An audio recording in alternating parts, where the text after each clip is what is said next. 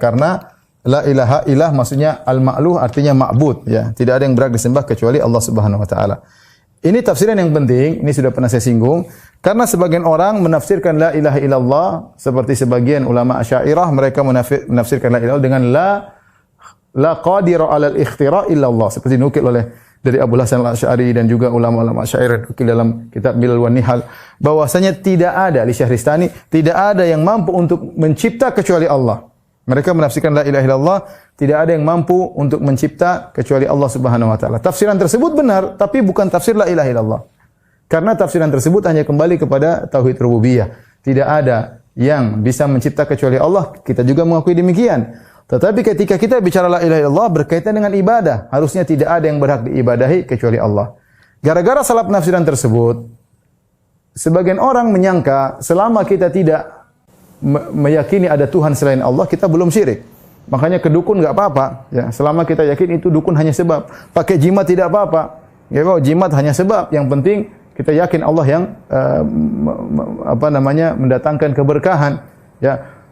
Berdoa kepada mayat, oh tidak apa-apa, itu bukan kesyirikan. Kesyirikan itu kalau yakin ada Tuhan dua. Kesyirikan itu kalau masuk Nasrani, kesyirikan itu kalau jadi agama Yahudi, kesyirikan itu kalau jadi Hindu menyembah berhala, menyembah Buddha manusia, Siddhartha Gautama, itu baru syirik. Adapun mau nyembelih kepada jin, mau enggak apa-apa, ya kita kan meyakini Tuhan hanya satu, yang mencipta hanya satu, ya. Gara-gara salah penafsiran la ilaha illallah, sebagian orang menyangka, dan saya kecil juga saya menyangka demikian. Saya menyangka namanya syirik itu kalau meyakini ada dua Tuhan. Padahal namanya syirik diantaranya beribadah kepada selain Allah Subhanahu wa ta'ala. Beribadah kepada selain Allah Subhanahu wa ta'ala. Jadi la ilaha illallah artinya la ma'buda bihaqqin illallah. Tidak ada yang berhak disembah kecuali Allah Subhanahu wa ta'ala. Kemudian beliau menyebutkan dalil wa tafsiruha alladhi yuwaddihuha, adapun tafsirnya yang memperkuat makna ini la ilaha illallah tidak ada yang berhak disembah kecuali Allah. Di antaranya qauluhu ta'ala, firman Allah, wa idz qala Ibrahimu li abihi wa qaumi innani bara'um mimma ta'budun.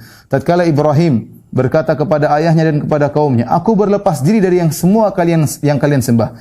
Illa alladzi fatarani fa innahu sayahdin. Kecuali Allah yang menciptakan aku, maka Allah akan beri petunjuk kepadaku. Jadi Ibrahim dia mengatakan aku berlepas diri pada yang kalian sembah semuanya wahai ayahku kecuali Allah. Jadi seakan-akan mereka juga menyembah Allah, selain itu mereka menyembah selain Allah. Kata Ibrahim, aku berlepas diri dari sembahan kalian seluruhnya, kecuali Allah yang aku sembah. Sama, la ilaha illallah. Tidak ada sembahan kecuali Allah. Maknanya persis seperti la ilaha illallah. Kemudian kata Allah, wa ja'alaha kalimatan baqiyatan fi aqibih la'allahum yarji'un. Dan kemudian Ibrahim menjadikan kalimat la ilaha illallah tersisa di keturunannya dan semoga mereka kembali kepada kalimat tauhid dan terhindar dari kesyirikan.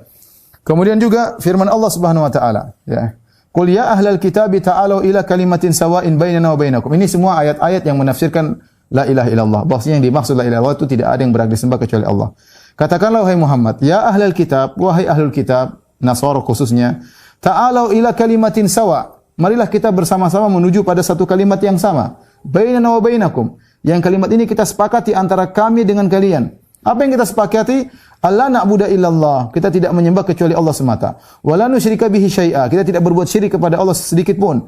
Wala yattakhidha ba'duna ba'dhan arbaban min dunillah. Dan jangan sampai sebagian kita mengambil sebagian yang lain sebagai sembahan-sembahan selain Allah. Sebagai orang Nasara menjadikan Nabi Isa menjadi sesembahan, atau menjadikan Bunda Maria memiliki nilai ketuhanan, atau menjadikan malaikat Jibril Ruhul Qudus sebagai zat ketuhanan. Ya, ini tidak boleh.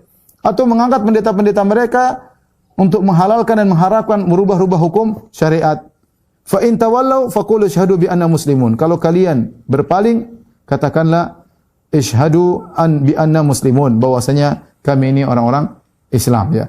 Jadi ini ayat ini disalahgunakan oleh orang-orang liberal, ya. Terutama ketika saya bahas disertasi saya, mereka menggunakan ini dalam buku mereka, judulnya fikih lintas agama.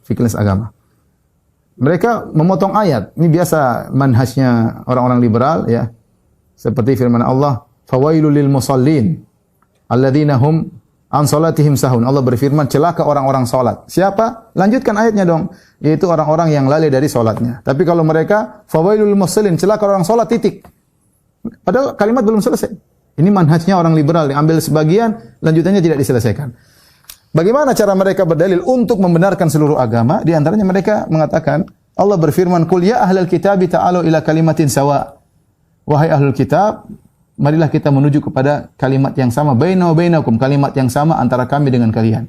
Kata mereka kalimat yang sama ini maksudnya apa? Maksudnya keadilan, maksudnya kebersamaan, maksudnya kemanusiaan, maksudnya persamaan, maksudnya humanisme, maksudnya akhlak karimah, akhlak yang mulia. Jadi mereka mengatakan agama kita dan agama mereka sama. Kita punya titik poin yang sama. Kenapa kita fokus pada perbedaan? Kita kan punya poin yang sama. Kita bilang kita punya kalimat sawa. Kita bilang subhanallah. Lanjutkan ayatnya, jangan berhenti di situ. Apa kalimat sawa? Perkataan yang sama. Kalimat sawa maksudnya perkataan yang sama. Apa perkataan yang sama antara kita dengan mereka yang Allah suruh ahlul kitab menuju kepadanya, yaitu alla na'budu illallah.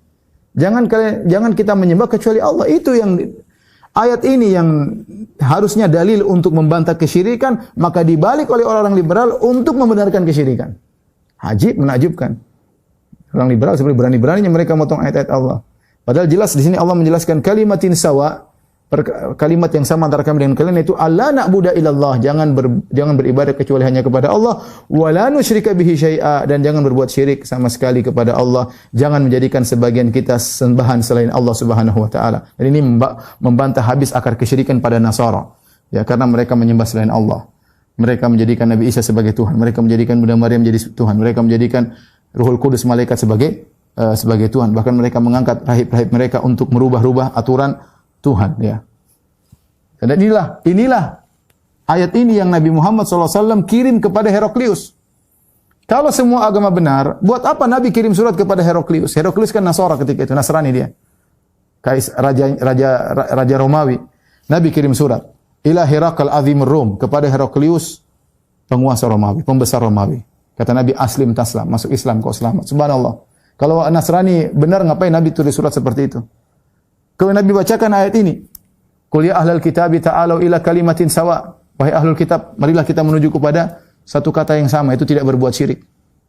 Kemudian Nabi ancam, kata Nabi, "Fa in tawallait," kalau kau berpaling wahai Heraklius, "fa inna alaika itsmal arisiyin," maka kau akan menanggung dosa rakyatmu. Heraklius kaget baca surat tersebut. Ketika itu dia hampir masuk Islam. Dia bilang sama orang dekatnya, ini benar. Kemudian dia kumpulkan masyarakatnya. Dia bilang, bagaimana kalau kita ikut Nabi ini? Ternyata masyarakatnya demo. Akhirnya dia bilang, saya cuma bercanda. Saya cuma ingin tes iman kalian. Padahal hatinya sebenarnya sudah membenarkan. Tapi tadi, ini menunjukkan bahwasanya ayat ini isinya tauhid. Tafsir di tauhid. Meninggalkan kesyirikan, menyembah Allah semata. Tapi ditafsirkan oleh orang liberal sebaliknya. Justru ayat ini untuk membenarkan kesyirikan. Bahwasanya kita nggak usah otak-atik akidah mereka.